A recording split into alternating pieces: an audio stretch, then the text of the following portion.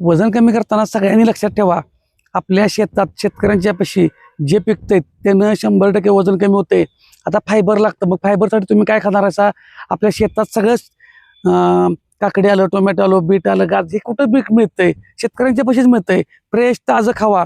शेतकऱ्यांचा पण व्यवसाय चांगला होईल, शेतीचा पण व्यवसाय चांगला होईल आणि आपल्याला पण हेल्दी खाणं होईल. आपलं उलटं होतंय, जो तो येतो हे प्रोडक्ट घ्या, ते घ्या, ही औषधं घ्या, ह्यानं वेट लॉस होतोय.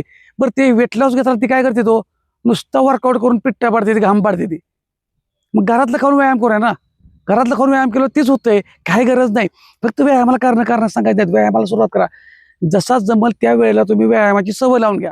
अजिबात व्यायामाची सवय नाही तर चालायला चालू करा. सुरुवात करा. चालायला लागलं की भरभर चालायला चालू करा.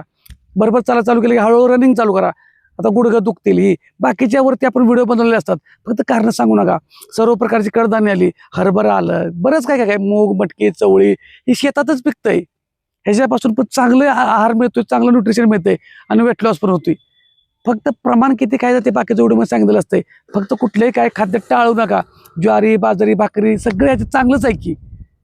त्यामुळे शेतकऱ्यांचं बसलं खाव्या, घरचंच खाव्या, घरातच व्यायाम करूया आणि मस्तपैकी वजन आणि पोट कमी करूया आणि हेल्दी राहूया.